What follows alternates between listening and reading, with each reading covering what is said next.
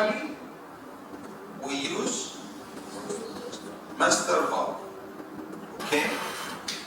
Because master valve, number one, it's on surface, so we can physically check, we can count the turn, so we can confirm the closure. But the triple S is downhole. So sometimes, even if we close, but sometimes the triple S is stuck at, if we have dust or if we have wire line or whatever. Okay? This is plus the reason we just mentioned. Some companies, they don't rely on the triple S. Okay? So just be careful about the question when you read the triple S. We use it for IWCF if it's the only option.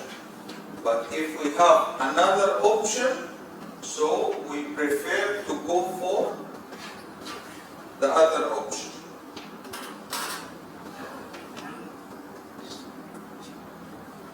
Okay, so the triple S or the subsurface safety valve, we have different mechanisms or different types, right?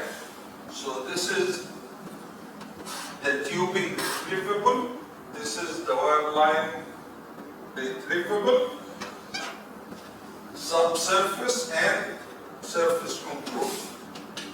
So as we mentioned, the surface control, this is controlled by this surface line, and the surface line here, it has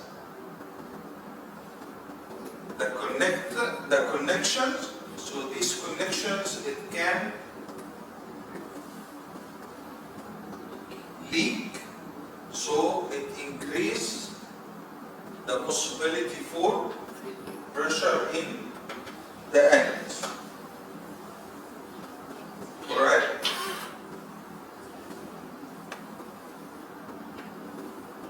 Any question about the triple S? All good? Is the WR spring is short? This one? No. This one? Yes.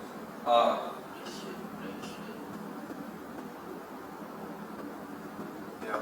Stone.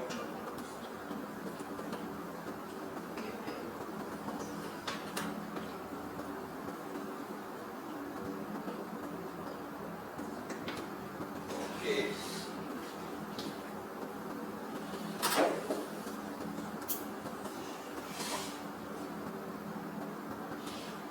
So the next, so we start from beginning or from top. We have the Christmas tree, 5 bulbs. Okay, swap, upper, lower, flowing and tailwind.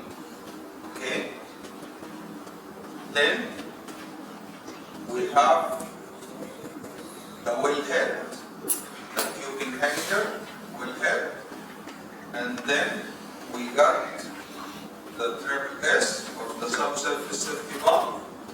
After this we have the side pocket mandrel. So the side pocket mandrel, normally it has, the side pocket mandrel has bigger size than the tubing. So we have the general size of tubing, and side or beside the tubing we have this extra size. Okay, so this extra size, already inside we have the valve or the check valve. Okay? So if we see from here, this side we have here opening. So the side pocket mandrel, it's already communicated or connected to annulus. Okay? But inside we use this part here. So this connection is not always open. It's open based on the pressure. So if we apply pressure at the annulus, the pressure come here and push the valve. So this is one-way valve, check valve. Okay? So if we going to apply pressure here, the fluid go inside and start to push the valve, then it move to the tubing. But it cannot go other way. Alright? This valve, we have different types. We have gas lift valve. We have chemical injection. The chemical injection, we use it if we need to inject chemical. So if we have, for example, sour gas like H2S, we need to put treatment, or we need to put corrosion inhibitor. Okay? So chemical injection, gas lifting, okay? Circulating valve. The circulating valve is just to normal circulation, alright? And dummy valve. The dummy valve, same like here, if you see, this is considered as dummy valve. There is no opening. Okay? Why? So sometimes in a completion, we run the SPM, the side pocket mandrel, just for emergency. So we use the dummy valve and keep it inside. Alright? For the check valve, if the check valve going to fail, we have two options. It's fail open or fail close. Fail open means it will keep open. So if it keep open, so there will be always connection between tubing and annulus. So if fail open, we need to immediately change or replace. But if fail close, we can schedule for repair. Okay? So we have two questions. One, fail open. One, fail close. So fail close, so you can schedule repair, but fail open, you cannot schedule repair. You need to immediately how to retrieve.